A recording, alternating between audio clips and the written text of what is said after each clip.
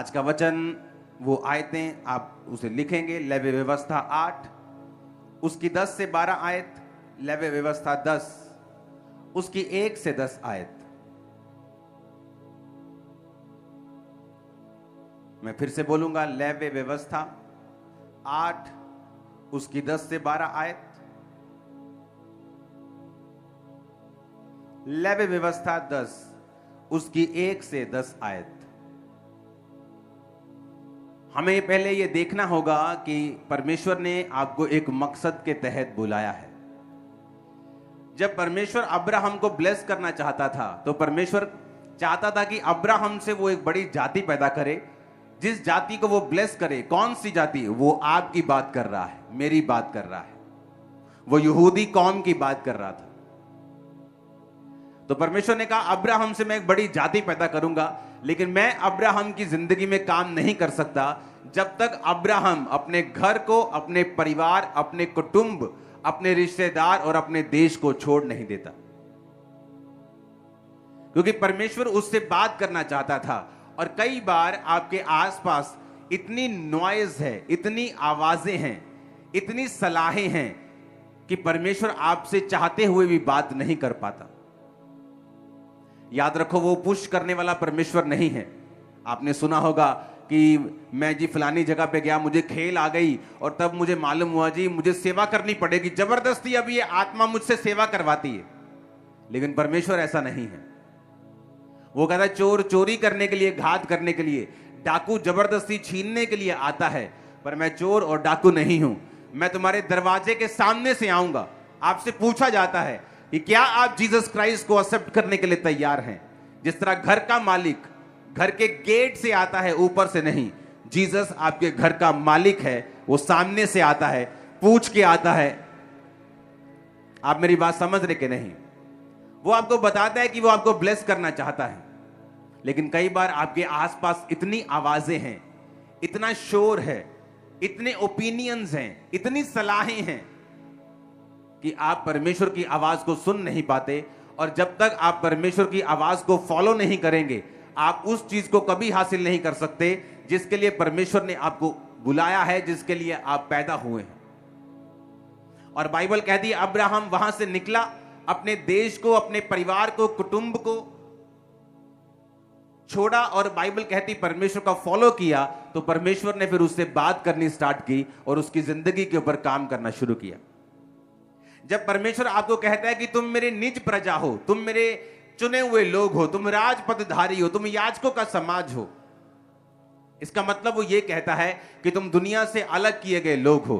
तुम दुनिया में रहते तो जरूर हो, पर दुनिया के जैसे काम नहीं करते हो। तुम दुनिया के नहीं हो, तुम दुनिया के जैसे सोचने के लिए और काम करने के लिए पैदा नहीं हुए हो।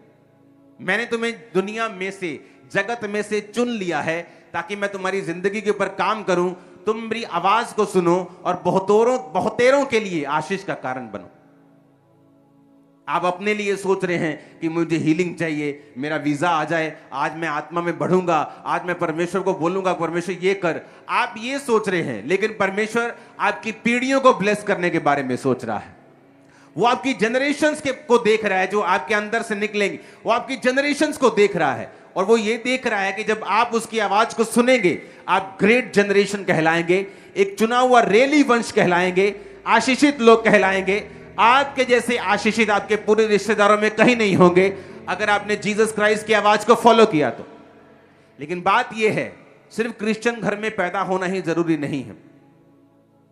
क्रिश्चियन घर में पैदा होने के बाद इसलिए आप पूछते हैं पर लोगों को कि क्या आपने जीसस क्राइस्ट को अपना पर्सनल सेवियर ग्रहण किया? बोलते मैं तो क्रिश्चियन हूं। No no no no no, आप क्रिश्चियन घर में पैदा हुए हैं, आप अपनी मर्जी से पैदा नहीं हुए, आप पैदा हो गए हैं। लेकिन क्या आपने यीशु मसीह को अपना उद्धारकर्ता ग्रहण किया है या नहीं किया है? क्या आपने बपतिस्मा लिया है या नहीं लिया है? क्या आप प्रेयर करते हैं कि नहीं करते हैं? क्योंकि अगर आपने जीसस क्राइस्ट को अपने जीवन में ग्रहण किया है तो फिर वो आपके लाइफ में काम करना स्टार्ट करता है, वो आपको गाइड करना स्टार्ट करता है। फिर आप उस लाइन में चले जाते हैं जहां आपको सिर्फ सक्सेस मिलेगी, आशीष मिलेगी।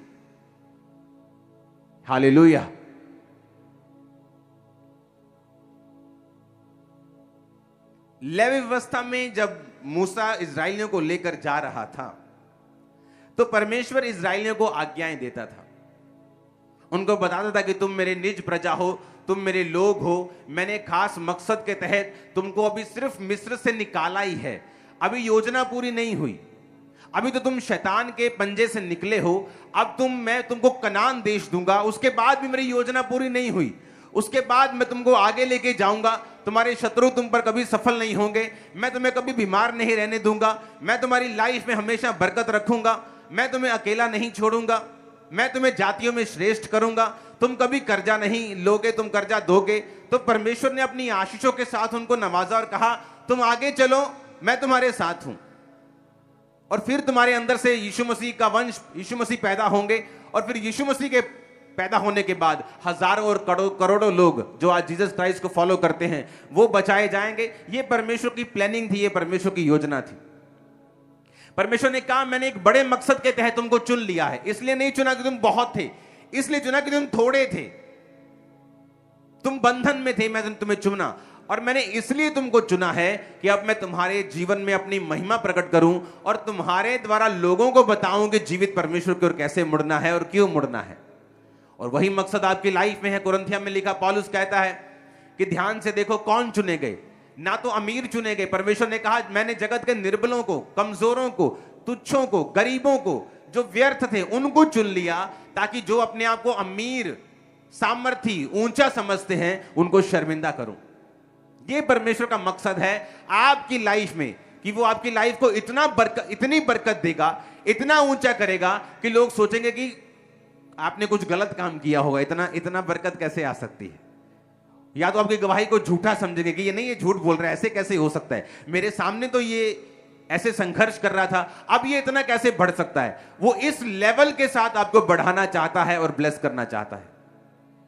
अब वो योजना पकड़ने के लिए, उस लेवल की ब्लेसिंग को हासिल करने के लिए परमेश्वर ने हमें इंस्ट्रक्शंस दी हैं, वचन में अपनी पसंद नापसंद को बताया है कि जब हम परमेश्वर की पसंद को फॉलो करेंगे, परमेश्वर के वचन को फॉलो करेंगे, ऑटोमेटिकली परमेश्वर की सारी योजनाएं हमारी जिंदगी में पूरी होनी शुरू होंगी।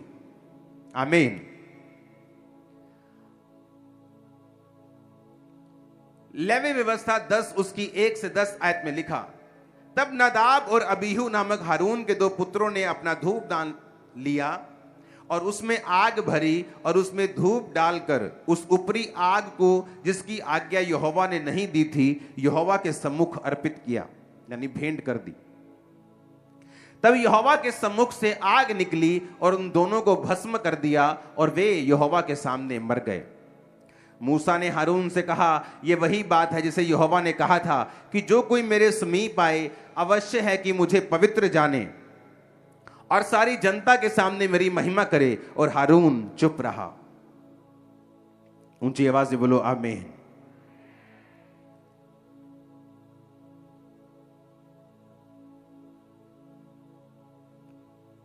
पंजाबी च कहावत है ना कि जिन्ना मिठा चाहिए उन्ना पाना पैना आप, हाँ, जिन्ना गुड़ उन्ना मिठा। परमेश्वर ने कहा महायाजक जो होंगे वो कभी भी करलाएंगे या रोएंगे नहीं, चाहे उनका कोई भी करीबी मर जाए।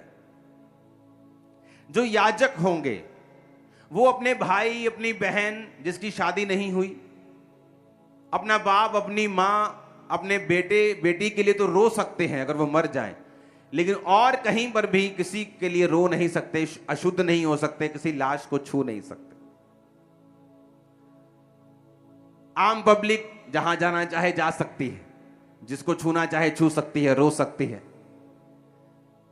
जिसका जितना अभिषेक था उसकी उतनी ही सैक्रिफाइस थी, उसका उतना बलिदान था जो परमेश्वर उनसे मांगता था। नया नियम में जब प्रभु यीशु मसीह कुर्बान हुए और जी उठे तो उसके बाद परमेश्वर ने सारा सिस्टम बदल दिया। अब परमेश्वर कहता मैं तुम्हारा महायाजक हूं और तुम सब याजक हो। और याजकों के लिए यह बात परमेश्वर ने जरूरी ठहराई थी कि वो दुनिया से अलगताई में रहे, क्योंकि परमेश्वर की योजना जो है उसकी लाइफ के ऊपर है।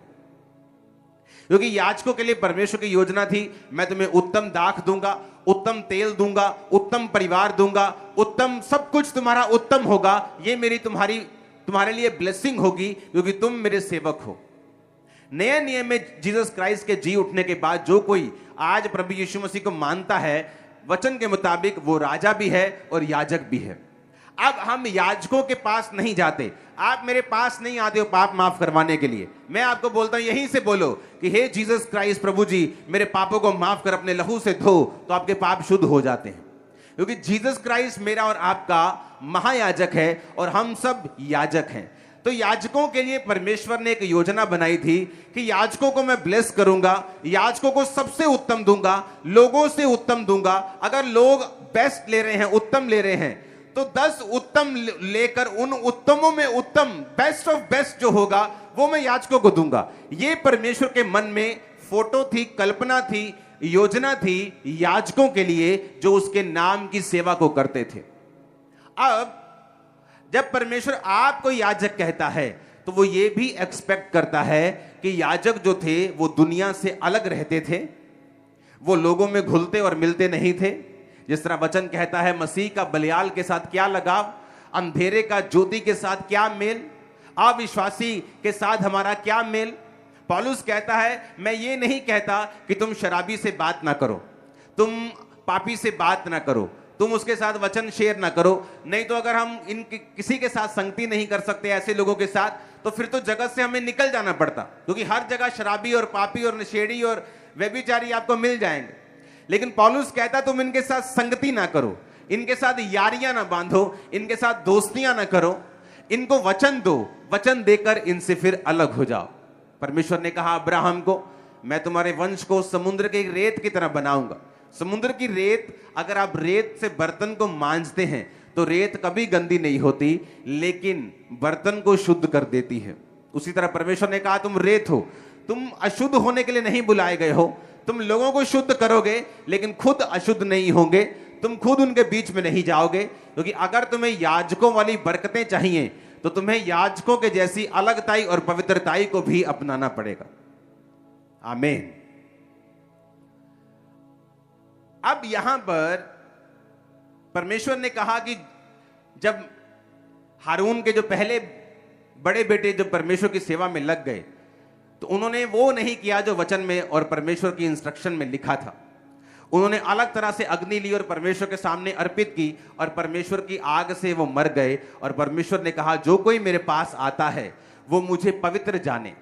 नया नियम में भी यही बात लिखी है, कोई भी पवित्रताई के बिना परमेश्वर को देख नहीं सकता। अगर आपकी लाइफ पवित्रताई में नहीं है, अगर आपकी लाइफ व्यभिचार में है, अगर आपकी लाइफ चोरी में है, अगर आपकी लाइफ गुंडागर्दी में है, अगर आपकी लाइफ लड़ाई झगड़े में है, अगर आपकी लड़ाई आपके मन में हर वक्त वैर विरोध रहता है, हर वक्त विरोध करना रहता है, तो आप पवित्रताई में नहीं हैं।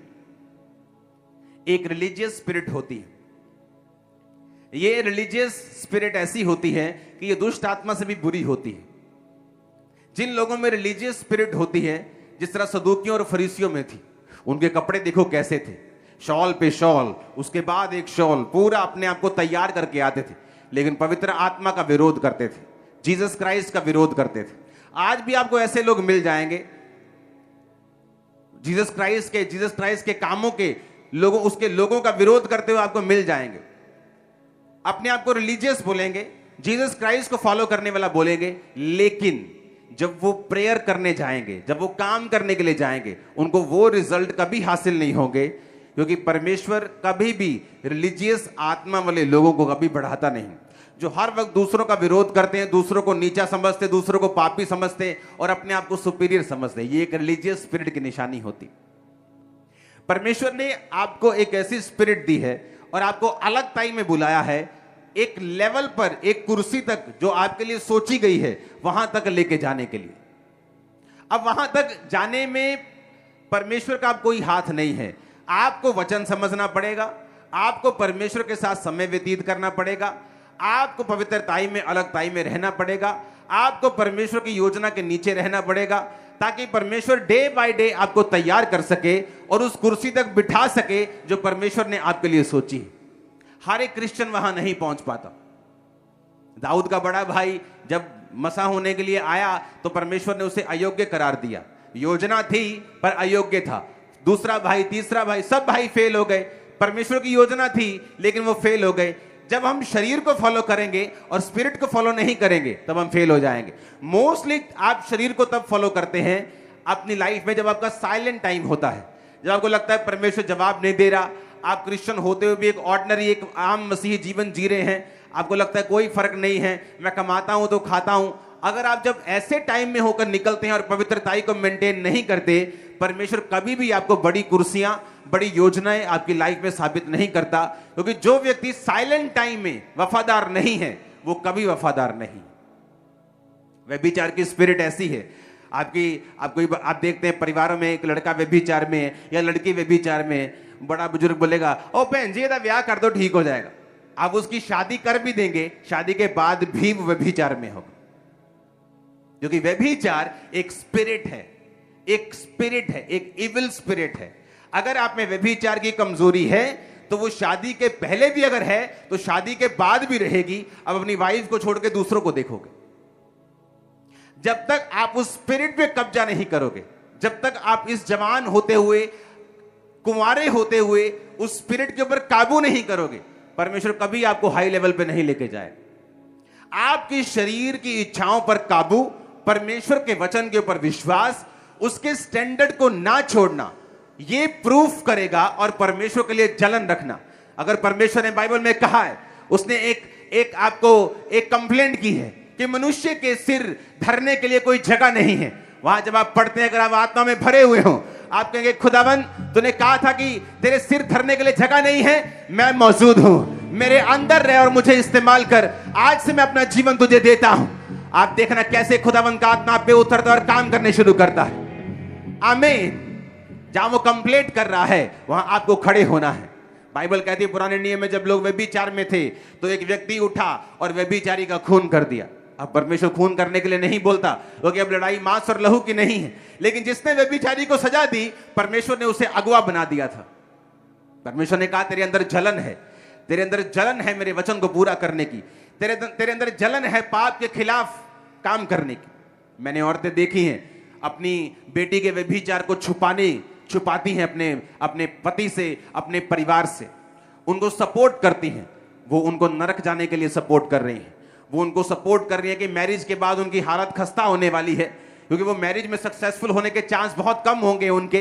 क्यों? क्योंकि ये स्पिरिट मैरिज के बाद भी उसे फॉलो करेगी, शैतान उसे फॉलो करेगा और वो सब काम चुराएगा, घात करेगा, नष्ट करेगा उसकी जिंदगी में जो वो नहीं चाहती। इसलिए परमेश्वर ने कहा पवित्रताई वो है कि जिससे मैं प्रेम करूं तुम प्रेम करो, और जिससे मैं नफरत करूं तुम नफरत करो। हालेलुया। जब आपको जवानी में कुंवारे होते हुए भी आप इस चीज पर कब्जा नहीं कर पाएंगे, मैं आपको लिख के देता हूं, शादी के बाद भी आप नहीं कर पाएंगे। आपको यह समझना होगा कि यह दुष्ट आत्मा है, ये डेविल से इंस्पायर्ड है, इसका रचनकर्ता, इसका बनाने वाला, रचने वाला शैतान है। और जब आप शैतान की चीजों को अपनी लाइफ में रखेंगे, आप कभी सक्सेसफुल नहीं हो सकते। आपका फोन शैतान का सबसे बड़ा हथियार है। आज जो गंदगी लोग पॉर्न वेबसाइट्स पे जाके देखते थे, आपको फेसबुक पे आज मिल जाएंगे, इंस्टाग्राम पे मिल जाएंगे। तो उसको उतने के लिए रखो कि अपना काम करो। मैं तो पोस्ट तक नहीं करता हूं फेसबुक पे, इंस्टा पे टीम करती है, 15-20 पता नहीं कितने लोगों की टीम है, वो सारा काम करती है। मैं जो स्पिरिट बोलते हैं मैं जाता हूं, चेक करता हूं, बाहर आ जाता हूं, दैट्स इट। क्योंकि अगर आपने ये बात नहीं समझी, यहोवा ने कहा, फिर से पढ़ेंगे उस आयत को,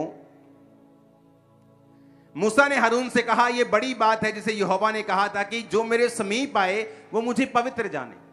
आपको यह बात समझनी पड़ेगी कि उनकी गलती क्या थी कि उन्होंने वचन को तोड़ा था और इतने में ही आग ने भस्म कर दिया। और परमेश्वर ने कहा मेरे वचन को तोड़ने का मतलब है तुमने मुझे पवित्र नहीं समझा। पुराना नियम इतना सख्त था, नया नियम इतना सख्त नहीं है। ये ग्रेस का टाइम है, अनुग्रह का टाइम है। लेकिन पौलुस ये भी कहता है कि अगर अनुग्रह का टाइम है तो क्या पाप करते रहें? अगर आज भस्म नहीं होते गलती करने पर तो क्या गुनाह में फंसे रहें? तो परमेश्वर ने कहा कि तुम इसको अच्छी बात समझो कि अब सख्त टाइम नहीं है, ताकि तुम मन फिरा सको और परमेश्वर में चल सको। हालेलुया। तो बाइबल कहती है,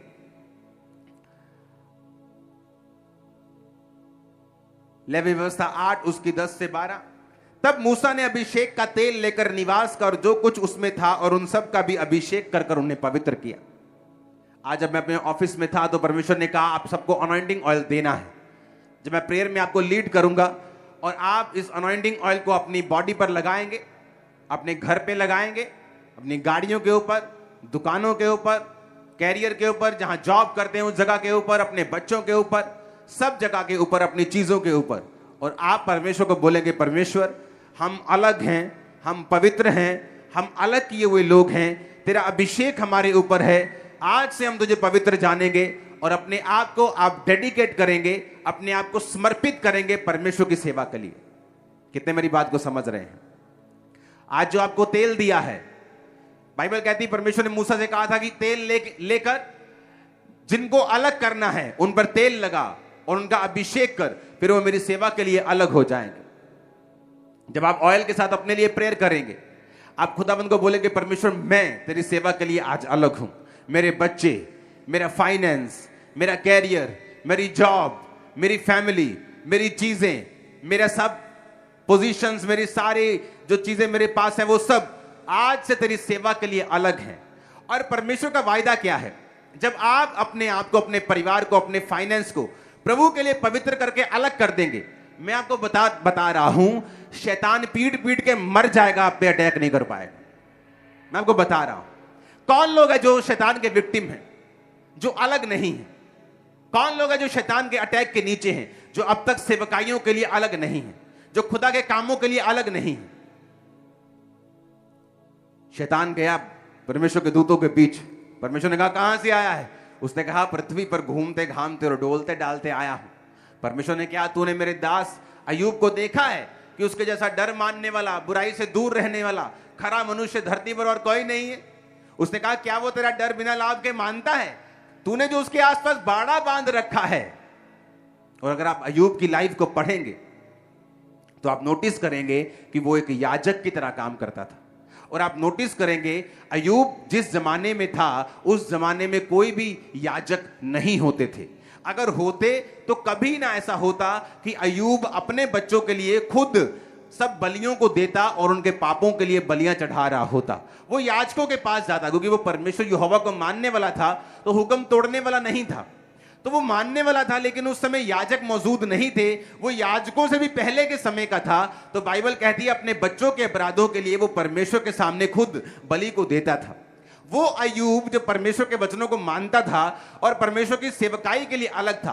किस तरह से मालूम होता है? सिर्फ अपने बच्चों के लिए वो बलियां नहीं देता था। बाइबल कहती है उसने कहा कि विधवा मेरे कारण आनंद के मारे गाती है, यानी विधवाओं को सपोर्ट करता था। अनाथों का मैं सहायक रहा हूं, अनाथों को वो सपोर्ट करता था। परदेसी का हाल मैंने जानबूझ के जबरदस्ती पूछ लिया, परदेसियों के साथ वो बड़े भले काम करता था। वो पूरी तरह से परमेश्वर की सेवकाई के लिए समर्पित था। और बाइबल क्या कहती है? वो पूर्वी देशों में सबसे बड़ा था, उसके फाइनेंस सबसे बड़े थे। अब अमीर हो गया, कारण क्या था? परमेश्वर की ब्लेसिंग उसके ऊंटों के ऊपर, उसकी भेड़ों के ऊपर जो कभी बीमार नहीं होती थी, जो ज्यादा बच्चे जमती थी, जो बलवान रहती थी। कितने मेरी बात को समझ रहे हैं? सब चीजों के ऊपर परमेश्वर का हाथ था। शैतान कहता है जब मैं उसे हाथ लगाने के लिए जाता हूं, तेरा बाड़ा उसके आसपास बंधा है, मैं उसे टच नहीं कर पाता। मैं उसकी भेड़ों के पास जाता हूं, तेरा बाड़ा लगा है। उसके ऊंटों के पास जाता हूं, तेरा बाड़ा लगा है। उसके बच्चों के पास जाता हूं, तेरा बाड़ा लगा है। सब तरफ तेरा बाड़ा लगा है, तेरी बाड़ बंदी है, मैं उसे छू नहीं सकता। क्योंकि अय्यूब ने अपने आप को परमेश्वर की सेवकाई के लिए अलग किया हुआ था। आप सेवकाई के लिए अलग होंगे, अपने बच्चों को अलग करेंगे। सेवकाई का मतलब पास्टर बनना नहीं होता। हो सकता है आप एक होम मेकर हैं, आप एक हाउस वाइफ जिसे बोलते हैं, आप घर को बनाने वाली औरत हैं, आप घर में रहती हैं, आप खुदा के काम कर सकती हैं, आप खुदा के लिए अपने आप को अलग कर सकती हैं, आप चुगलियों में नहीं शामिल हो सकती, आप फिर फालतू की चीजों में नहीं शामिल हो सकती, आप फालतू के टीवी प्रोग्राम्स को अपना समय नहीं दे सकती, आप प्रेयर करेंगे अपने पास्टर के लिए, आप प्रेयर करेंगे अपनी चर्च के लिए, आप प्रेयर करेंगे अपने रिश्तेदारों के लिए, आप प्रेयर करेंगे बीमार लोगों के लिए। अगर आप सचमुच सेवा में हैं तो आप फिर से टीवी प्रोग्राम को इस बंदगी को निकाल लेंगी। और जब मैं प्रेयर कर रहा था बीमारों के लिए, आप फिर से उनके लिए प्रेयर करेंगे। जब मैं ले हैंड कर रहा था, आप उन लोगों के लिए प्रेयर करेंगे। प्रभु जिन पे प्रेयर हुई है उनकी जिंदगी में प्रभु बड़े काम। आप घर बैठे सेवकाई में होंगे। आप कुछ सामान लेने के लिए जाएंगे, आप पंफलेट लेके जाएंगे, आप यीशु मसीह के बारे में बताएंगे। ये है सेवकाई। सिर्फ पास्टर बनना सेवकाई नहीं। कई बार कुछ व्यक्ति ऐसे होते हैं जो बिना पास्टर अच्छी सेवकाई करते हैं, लेकिन जब पास्टर बन जाते हैं बुरे बन जाते हैं, क्योंकि अब उनको अपनी सेवकाई को प्रोटेक्ट करना है। अब उनको यह बताना है कि मैं सही हूं, और इस चक्कर में वो दूसरे पास्टरों की खिलाफत करना शुरू करते हैं, अपनी कमियों को छुपाना शुरू करते हैं। इससे अच्छा यह था कि वो घर रहकर सेवा कर पाते, घर रहकर परमेश्वर का काम करते, सुसमाचार सुनाते। जब आप अलग हो जाते हैं कि मैं परमेश्वर आज चाहे आप 10 साल से क्रिश्चियन हैं, जब आप आज ऑयल के साथ प्रेयर करेंगे, आपको स्पेसिफिकली बोलना है, प्रभु आज से मैं अपने आप को अलग करता हूं, अपने बच्चों को अलग करता हूं, अपनी जॉब को अलग करता हूं, अपना फाइनेंस तेरे लिए अलग करता हूं। आज से हम सब तेरी सेवकाई में शामिल हैं। आप देखेंगे शैतान आप पे कब्जा नहीं कर पाएगा, टच नहीं कर पाएगा। हर चीज के ऊपर बरकत होगी, फाइनेंस के ऊपर बरकत होगी, रसोइयों में बरकत होगी, घराने में बरकत होगी, बच्चों की स्टडी के ऊपर बरकत होगी। सब तरफ से परमेश्वर आपको बढ़ाएगा, शैतान को शर्मिंदा करेगा, दुश्मनों को शर्मिंदा करेगा, तुम्हें आगे लेके जाएगा, रास्तों को साफ करेगा, डिवाइन हेल्पर्स भेजेगा। आमीन। 7 बार चाहिए और ऊंचा चाहिए चर्च।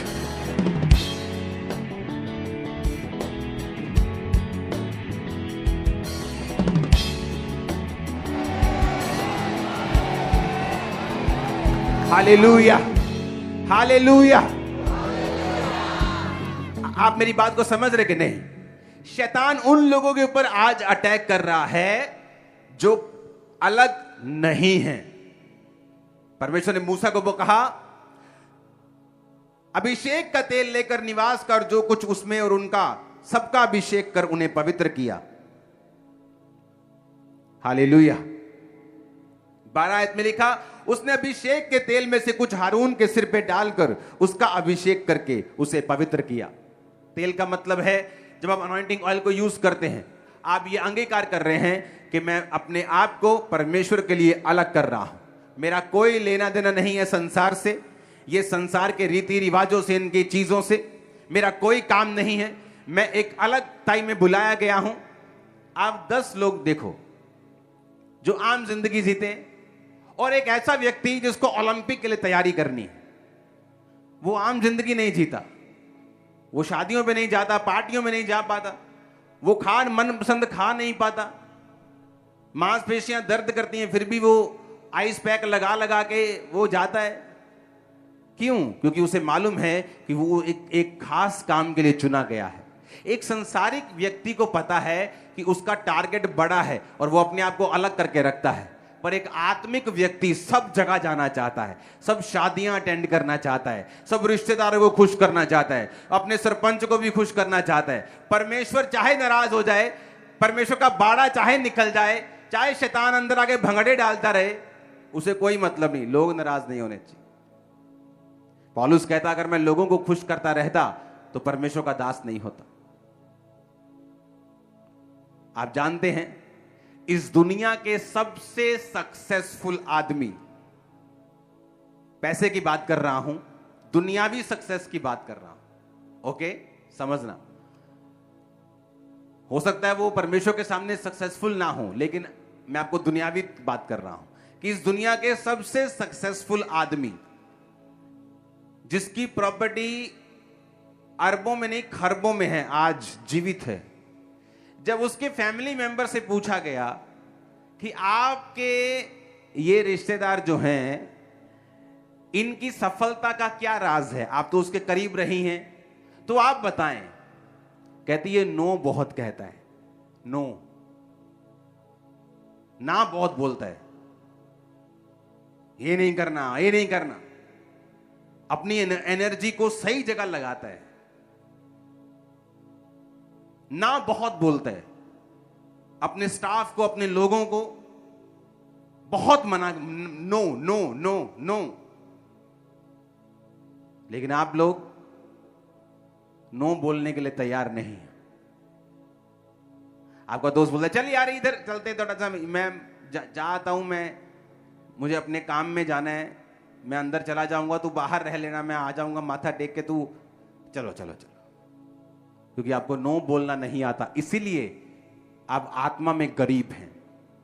वो शरीर में अमीर हो गया शारीरिक फॉलो करके, आप आत्मिक लाइफ में हैं, आप आत्मा में इसलिए गरीब हैं। आपको नो कहना नहीं आता, आपको ना कहना नहीं आता। एक हाईली सक्सेसफुल आदमी, चाहे वो शरीर का हो, शारीरिक सक्सेसफुल हो, चाहे आत्मा में सक्सेसफुल व्यक्ति आपको मिले, इन दोनों में एक सिमिलैरिटी, एक सेम चीज आप पाएंगे, वो है नो कहना, मना करना। ये इनकी सिमिलैरिटी होगी। कहीं का भी सक्सेसफुल आदमी, शरीर का, किसी भी देश का सक्सेसफुल आदमी स्पिरिट का, आप दोनों को बिठा लें, कहीं से भी, किसी भाषा का भी, आप एक उनमें खूबी पाएंगे, उन्होंने बहुत मना किया होगा। चॉइसेस होंगी, चूजी होंगे, बहुत, हर चीज को एक्सेप्ट नहीं करेंगे, अपनी एनर्जी को सही जगह चैनलाइज करेंगे, लोगों की परवाह कभी नहीं करेंगे कि लोग क्या सोचते हैं। जब इस चर्च में 500 लोग थे, अगर लोग मुझे फंसाते कि नहीं आपको मुझे हफ्ते में विजिट देनी है, तो कभी हम बढ़ते नहीं, कभी सुसमाचार का काम ना होता, कभी इतने बड़े बड़े क्रूसेड ना होते, कभी इतनी हैवी रूहें ना बचती, कभी इतने काम ना होते जो आप देख रहे हो। मैंने कहा विजिट होंगी, लेकिन मैं लोग तैयार करूंगा, आपके लिए प्रेयर माउंटेन बनाऊंगा, 24 आवर प्रेयर सेंटर बनाऊंगा जहां आप प्रेयर करवाएंगे, आपके लिए प्रेयर माउंटेन जहां 24 आवर फिर से एक अलग टीम प्रेयर करती है। चर्च में एक टीम 9 से 5 रोज आपके लिए प्रेयर करती है। आज आप इतनी प्रेयर्स के नीचे हैं, आपको मालूम भी नहीं आप कितनी बड़ी ग्रेस के नीचे, और रोज आपका नाम लेके प्रेयर हो रही है, एवरी डे। सुनो, आप सो जाते हो, आपने प्रेयर रिक्वेस्ट दी, आप भूल गए, और 2 घंटे बाद अब भी ले हैंड हो रहा है। आप यहां बैठे हो ना, वचन सुन रहे हो, आपकी प्रेयर रिक्वेस्ट पे ले हैंड हो रहा है अभी भी। आप मेरी बात समझ रहे हो क्या? ये कभी इतनी बड़ी सफलता नहीं होती अगर मैं सिर्फ लोगों की बात सुनता, अगर मैं उन्हें मना ना करता, नो ना कहता। लेकिन आपको नो करने में डर लगता है, आपको लगता है बुआ नाराज हो जाएगी, भाई नाराज हो जाएगा, पत्नी नाराज हो जाएगी, पति नाराज हो जाएगा, मेरा एमएलए नाराज हो जाएगा। आपको मना नो करने पर डर लगता है, इसलिए स्पिरिचुअली आप सक्सेसफुल नहीं है। जब आप मना करेंगे, नो बोलेंगे, उस समय कुछ बेचैनी महसूस हो सकती है, उस समय कुछ अनकंफर्ट महसूस हो सकता है, लेकिन वो जरूरी है। जब जिम में जाते तो कंफर्ट फील नहीं होता, अगले दिन खलियां पड़ जाती, आइस पैक लगाने पड़ते हैं, लेकिन बाइसेप बड़ा होता है, स्ट्रेंथ बढ़ती है, आपकी स्ट्रेंथ बढ़ेगी स्पिरिचुअल, आप बड़े होंगे आत्मिक रीति के साथ। आमीन ऊंचे वाला चाहिए चर्च, हालेलुया, ऊंची आवाज में बोलो। आप मेरी बात समझ रहे कि नहीं? आप जब उस ऑयल को, मैंने आज ऑयल मीटिंग नहीं थी, लेकिन मेरे ऑफिस में हमेशा इतना भंडार पड़ा रहता है ऑयल का कि जब भी प्रभु मुझसे कुछ कहे तो फटाफट सप्लाई हो जाए उधर से। तो आप ब्लेस हो जो आज पहुंच चुके हो मीटिंग में। आज आपको खुदा को कहना है, खुदा मैं अपने आप को अलग करता हूं, नो कहूंगा, ना बोलूंगा, अपने आप को अलग करता हूं आज मैं सेवा के लिए, तेरे काम के लिए, तेरे नाम को ग्लोरीफाई करने के लिए। और आप अपने आप पर ऑयल लगाएंगे, अगर बच्चे यहां मौजूद हैं उन पे लगाएंगे, अपनी चीजों के ऊपर, अपनी गाड़ियों के ऊपर, अपने फाइनेंस के, अपने बिजनेस के ऊपर, दुकानों, जो कुछ आपके साथ जुड़ा हुआ है, और बोलेंगे खुदावंद ये सेवा के लिए अलग है, हम तेरी महिमा के लिए अलग है। ऐसा बाड़ा परमेश्वर बांधेगा, शैतान सिर दर्द से मर जाएगा, आपकी लाइफ में काम नहीं कर पाएगा। मैं आपको बता रहा हूं, अगर 100 लड़ाइयां शैतान पैदा करेगा, आप 100 जीतोगे, एक भी नहीं हारोगे। मैंने कहा 100 में से 100, मैं नहीं कह रहा हूं 99, कि 99% आप 99% भी एक बंदा कोई जीत जाए, मैं कहता हूं 100 के बराबर। मैं कह रहा हूं 100 जीतोगे, 100 में से 100, 99.999 भी नहीं, 100 में से 100 तुम्हारी होंगी इन जीसस नेम। आमीन। खड़कने वाला चाहिए शैतान के कानून। Hallelujah, hallelujah. आपको ये बात समझनी है, उनका अभिषेक किया जाता था, उन पर ऑयल लगाकर उनका अभिषेक करके उन्हें अलग करते थे कि तुम अलग हो, तुम दुनिया के बीच में नहीं जा सकते, उनके जैसा काम नहीं कर सकते, तुम अलग हो चुके खुदा की सेवकाई के लिए। परमेश्वर को पवित्र जानो, पवित्रताई में रहो, फिर वो तुम्हें बरकत देगा, तुम्हें उत्तम देगा, तुम्हें बेस्ट देगा। अब चॉइस आपके हाथ में है। उत्तम चाहिए कि दुनिया की तरह लाइफ इज अ स्ट्रगल बोल के स्ट्रगल करना है, या परमेश्वर के लिए सेवकाई के लिए उसके काम के लिए तैयार रहना है, अपने आप को अलग रखना है, तो बरकतें आपके सिर पर होंगी। आप जहां जाएंगे बरकत को पाएंगे, जिस जगह जाएंगे वहां नया रास्ता आपके लिए खुल जाएगा इन जीसस ने। जहां जाएंगे फेवर को पाएंगे in the mighty name of Jesus. वो आपकी रक्षा करेगा और सुरक्षा करेगा in the mighty name of Jesus. शैतान की योजनाओं को वो नाश करेगा इन जीसस ने। जादू और टोना तुम्हारा हिस्सा नहीं होंगे इन जीसस ने। दुष्ट आत्मा तुम्हारे घरों में काम न कर पाएंगे इन जीसस ने। फाइनेंशियली तुम ब्लेस्ड होगे, तुम कर्जा दोगे लोगे नहीं इन जीसस ने। आमीन। ऊंचा चाहिए चर्च। परमेश्वर के वचनों को सुनने के लिए हमारे चैनल को सब्सक्राइब कीजिए और हमारी लेटेस्ट वीडियो सबसे पहले देखने के लिए बेल आइकन को प्रेस कीजिए।